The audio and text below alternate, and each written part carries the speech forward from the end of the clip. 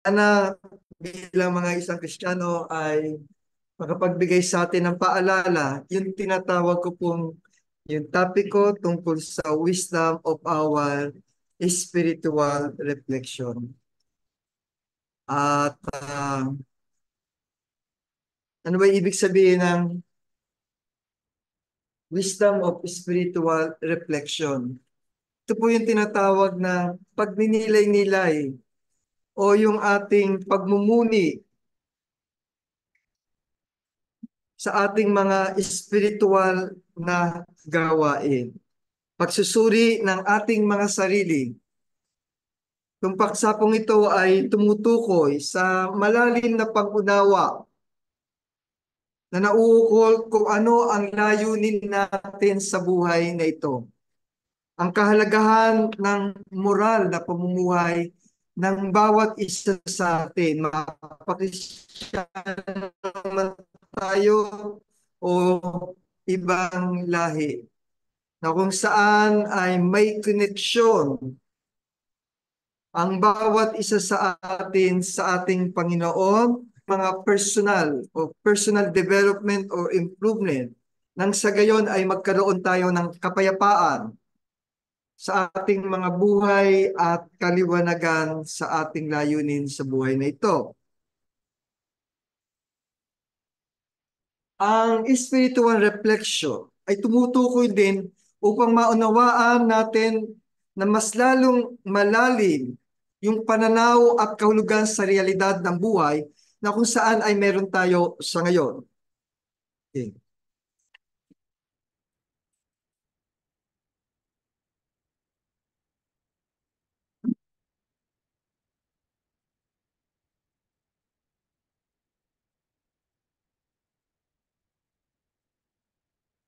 Makikita natin sa banal na kasulatan na kung saan, okay, Psalms 119, dito po sinasabi, I will meditate on your precept and fix my eyes on your way. Ibig sabihin sa Tagalog, aking babalasahin ang iyong mga tuntunin at itutuon ko ang aking mga mata sa iyong mga landas. Ang best na po ito ay nagbibigay sa atin ng importansya on how are we going to meditate on God's words na kung saan ay makikita sa ating mga buhay o magre-reflect sa pagsusuri at isaalang-alang natin ang tatlong mahalagang bahagi sa ating buhay. Yung tinatawag nating physical, social, at spiritual life. Dito binibigyan ako ng emphasis. Ano ba yung mga bahagi na dapat nating bigyan ng pagmumuni-muni sa ating mga sarili? Okay. Bibigyan ko ng mga diin kung ano yung mga dapat nating bigyan pansin. Okay? Sa ating pagmumuni-muni, yung tinatawag nating status of our physical life. Yung pamilya natin, yung health natin, career, financial, material things, marami pa. Samantalang ang social life naman ay tumutukoy doon sa tinatawag nating mga responsibilidad natin bilang isang citizen. Responsibilidad natin para sa ating kinaaaniban. Responsibilidad natin sa eskwela o sa iba pang mga bagay-bagay. At yung ikatatlong bahagi na dapat nating pagmuni-muniin, lalo't higit importante, kaya nga nasa mataas na level, ay yung tinatawag nating spiritual life ng bawat isa natin. Yung ating value, yung ating pag-unlad, yung ating pananampalataya, ang ating pag-uugali ay dapat nating bigyang pansin sa ating refleksyon. Una, sa refleksyon natin sa ating pisikal. Ito yung tumatalakay ng sa mga tangible things o yung mga bagay na nahahawakan natin. Nalikha o mga bagay na gawa ng tao. Maaari ito rin ay damdamin, pantao. Maaaring karanasan at magagawain sa physical na mundo na ito. Importante na magkaroon tayo ng pangunawa o pagmuni-muni ukol sa ating status ng physical life dahil higit na tumutulong ito upang maintindihan natin ang kahulugan ng buhay na meron tayo sa ngayon. Upang maging gabay natin sa buhay natin, the physical and the spiritual existence natin dito. Bakit ba tayo nandito? Anong kalagayan natin? Anong dapat na mangyari? Ano ang dapat nating gawin? Believers are called to focus on our eternal life. Makikita po yan sa ikalawang Korinto 4:16 hanggang 18 na kung saan sinasabi dito na tayo ay mag-focus doon sa eternal value, hindi yung sa ating physical na kalagayan sa gayon. Sa ngayon makikita natin napakadaming tao. They are very concerned about their physical life sa ngayon. Nagmamadali. Halos lahat tinitingnan nila kung paano may iaangat yung buhay nila. Yung kanilang makatapos ng pag-aaral, ma-promote, etc., etc. Doon nakatuon ang karamihang pananaw ng ilang mga tao sa ngayong mundo. Abalang-abala sila kung paano iikot yung kanilang sarili, yung kanilang buhay sa physical life na dinadanas nila. Binibigyan nila ng mga kahalagahan ang pagtrato sa mga tao na kung saan ay kung minsan kaunti na lang yung para bigyang kahalagahan yung para sa Panginoon. Sa physical life, dito rin natin nararanasan yung tinatawag na pagdurusa at mga hamon sa ating buhay. Yung mga dumadating na trials, temptations, na kung saan mayroon tayo. Madalas kapag tayo may mga problema sa buhay, we are disappointed if we are suffering too much. Yan ay nakikita sa atin sa mga physical life natin. Kung minsan nakakaapekto ito. Dito rin sa physical life na to, dito rin ang panahon o pagkakataon na kung saan we are supposed in the service to our God. Ito ang physical life na ginagawa natin. Sa pagninilay-liyay natin sa kalagayan ng physical na buhay natin, okay, ito ay naghihikayat ng balansing pananaw na nagbibigay pugay sa katawan habang pinahalagahan ang espiritual. Anong ibig sabihin po rito? Sa physical life natin, kung magninilay-nilay tayo, itong ginagawa natin paglilingkod at pagsamba na ito ay nabibigyan natin ng kahalagahan ang spiritual life natin. Ang ikalawang pagninilay-nilay na dapat nating magkaroon ay tinatawag nating social life reflection. Sa social life naman, kailangan nating matutunan kung paano yung ating pakikisalamuha, mga relasyon sa ating asawa, sa pamilya, sa kaibigan, sa community. Okay. Ito yung panahon na kung saan dapat ay mabigyan natin ng importansya kung paano natin maipapahayag ang pagmamahal sa ating kapwa. Pagtrato sa ibang mga tao ng may kabaitan at paggalang at pagpapakita ng tunay na malasakit. Kasama na rito sa pagsusuri sa ating social life, yung tinatawag na kung paano tayo maglilingkod sa iba at ibabahagi yung mga resources o mga blessings na mayroon tayong tinatanggap mula sa ating Panginoon. Dito rin papasok na dapat makita natin sa ating social life yung tinatawag na pakikisalamuha sa ibang tao ng may katapatan at integridad. Ibig sabihin, dapat sa social life, Ang bawat isa ay magkaroon ng pahalaga at respeto sa pagkakaiba-iba na kinikilala ng lahat ng tao na tayo ay equal sa lahat ng bagay. At ang pangatlo naman, yung tinatawag natin pagmumuni-muni sa ating tinatawag na spiritual life. Dito ay ang pagsusuri na kung ano ang relasyon ng bawat isa sa atin sa ating Panginoon. Kung paano natin is-align yung buhay natin. Saan ba tayo patungo? Ano ba yung kahalagahan ng paniniwala ng ating mga pananampalataya?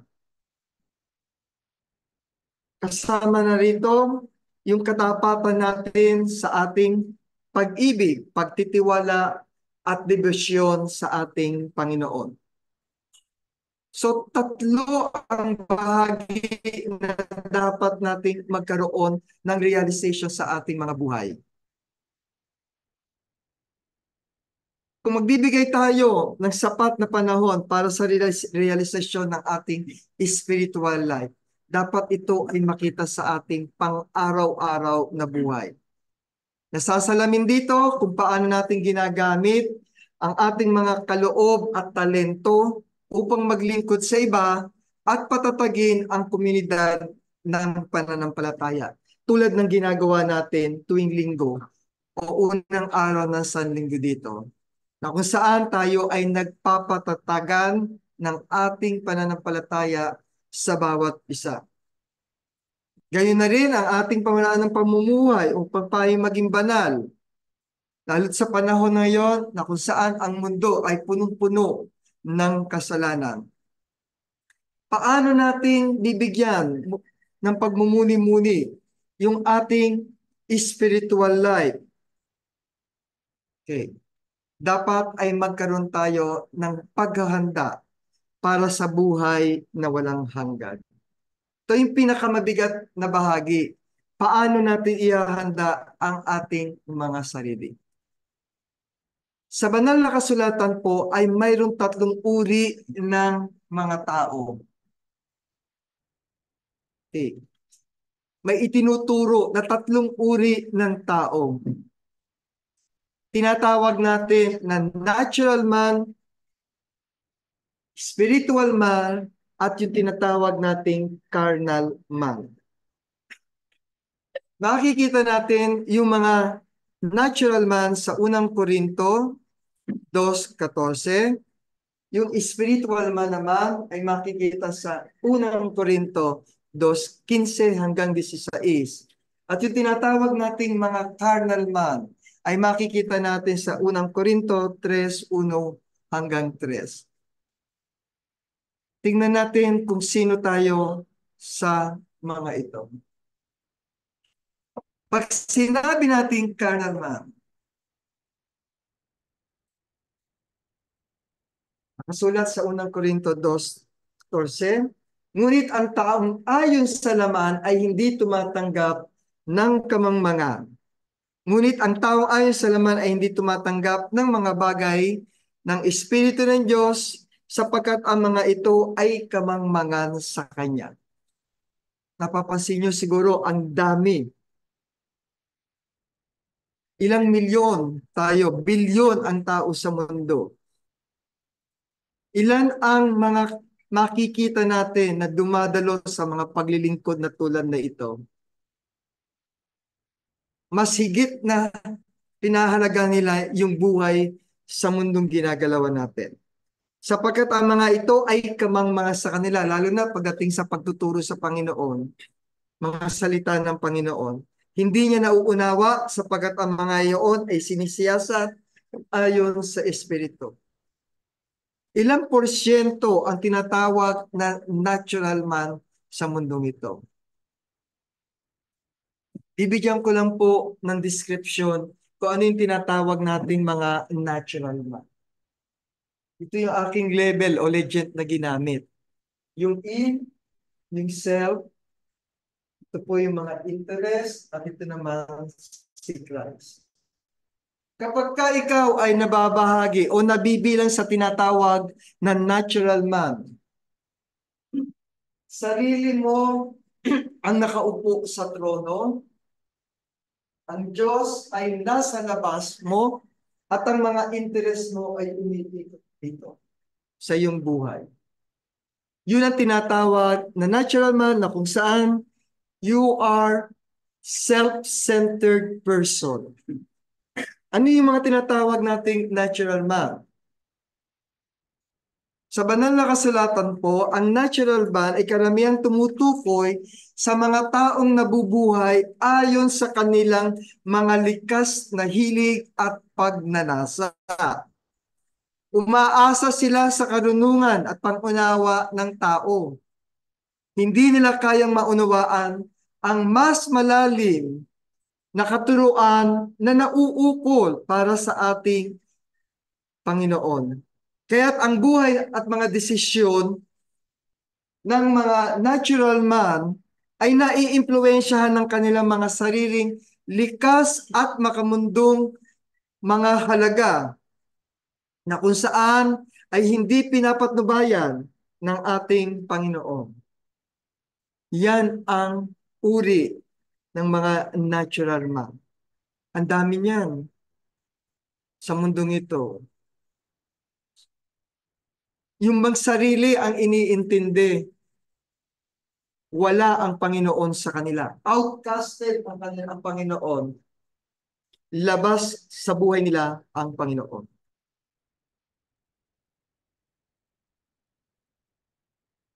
Yung ikalawang uri naman ng tao sa mundo, yung tinatawag na spiritual man.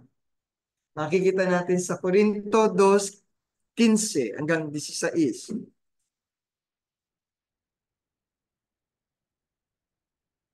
Sabi dito, ngunit ang sa Espiritu ay nagsisiyasat sa lahat ng mga bagay, at siya hindi sinisiyasat sino man, sapagkat sino ang nakakakilala ng pag-iisip ng Panginoon upang siya'y turuan niya, dadapwat na sa atin ang pag-iisip ni Kristo. Ano ibig sabihin po nito? Ang spiritual man sa aking paglalahad ay makikita rin po sa Galatians 5:22 hanggang 23.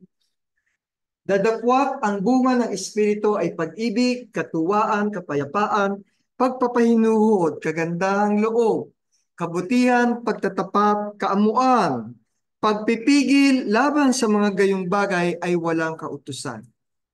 Ang spiritual man po ay nagpapakita ng fruit of the spirits. Ano yung fruit of the spirits? Itong mga katangian na kung saan ay matutunghayan natin sa Galatians 5:22 hanggang 3.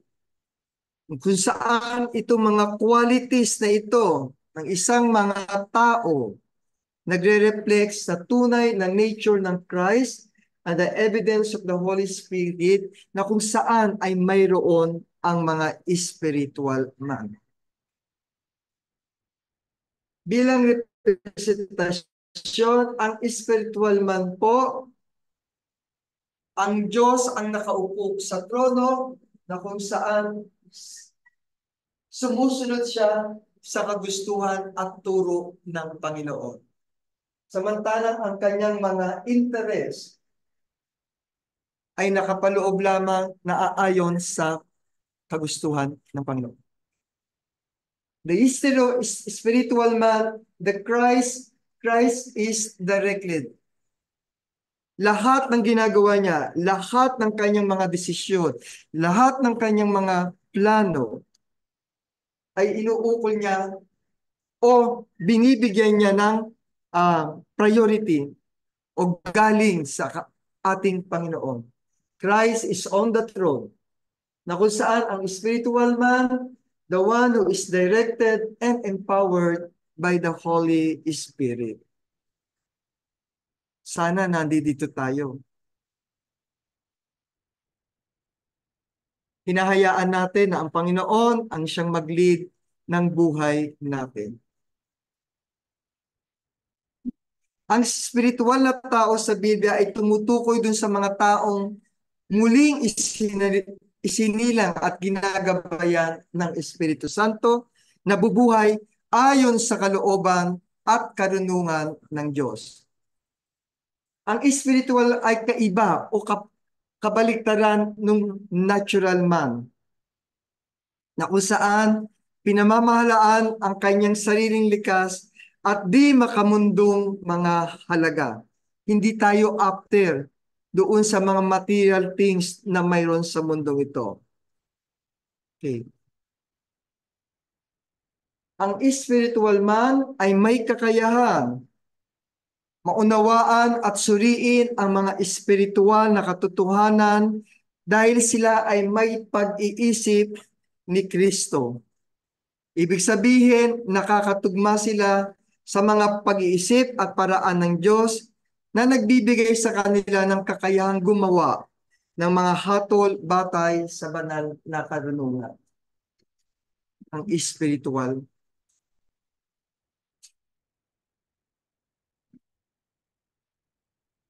Tinuturo din ni Apostol Pablo kung ano yung spiritual man. Sinabi ni Apostol Pablo na kung saan ang spiritual person daw involves maturity in their faith and understanding.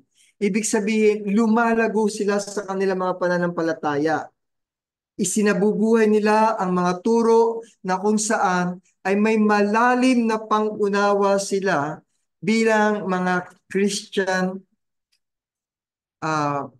person na kung saan they were all guided by the Holy Spirit. In other words, kapag ka ikaw ay nabibilang sa spiritual man, ikaw ay directed by the Holy Spirit, reflecting the character and mind of Christ, and bearing the fruit of the Spirit in their daily conduct or behavior. Ang ikatlong uri naman ng tao na makikita natin sa ngayon, yung tinatawag na carnal man. Makikita natin sa unang Korinto 3:1-3 na kung saan ito yung mga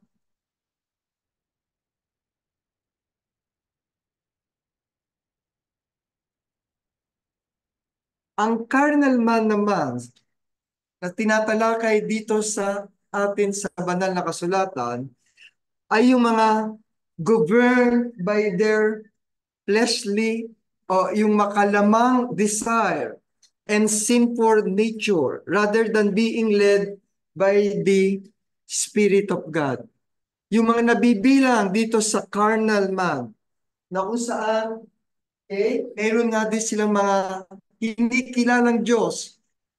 Kinikilala nila, nasa buhay nila. Pero patuloy at patuloy yung sarili nila ang sinusunod nila. Dinitrone lang nila ang ating Panginoon. Okay. They are living according to their own base o yung kanilang stick and worldly inclination. Sila yung mga self-directed life. Yung sarili nila. Kung ano yung buntot nila, hila nila. Kung ano yung gusto nila, gagawin nila.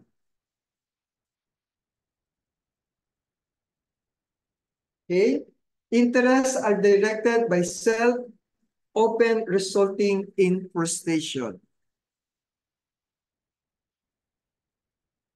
Sa ibang katuruan sa banal na kasulatan, ang sinasabing carnal man ay yung mga closely related sa idea na kung saan they are living according to flesh.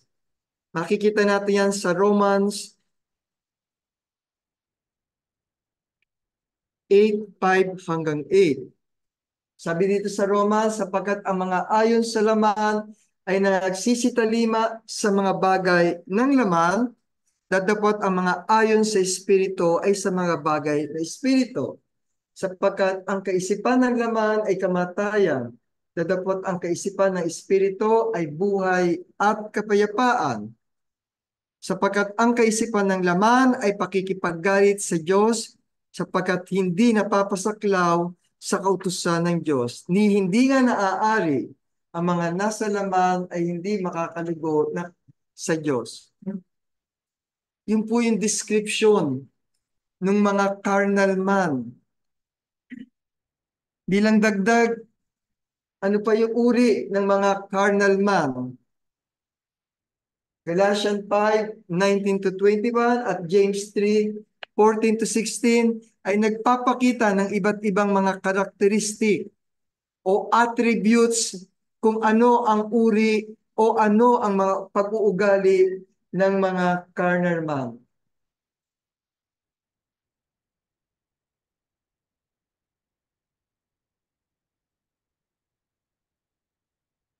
Ang carnal man po, sila yung mga tinatawag na may mga ugali na kung saan ay kumikilos, gumagalaw, contrary sa God's law.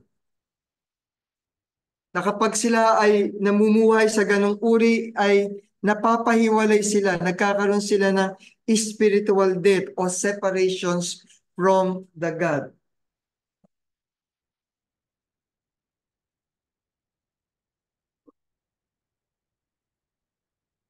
So, dun sa tatlong uri ng tao sa mundo, saan kaya tayo nabibilang? Kaya po nananawagan ako sa bawat isa sa atin na dapat tayo po ay magmuni-muni. Siyasatin natin ang ating mga sarili. Paglaanan natin ng oras.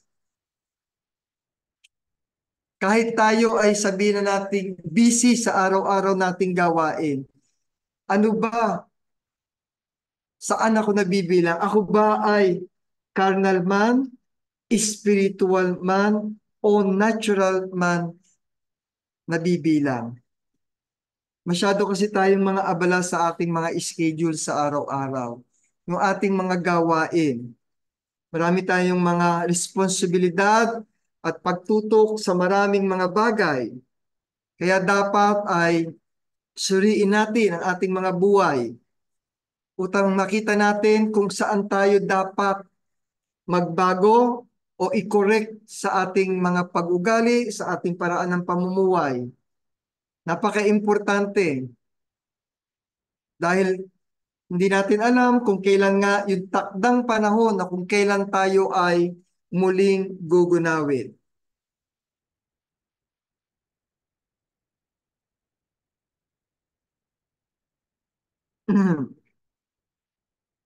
So yung mga nararanasan natin sa araw-araw sa buhay natin na ito, we should learn our lesson from our experiences, from all things na lessons na natututunan natin, and see what wisdom God can bring us in order for us to move forward.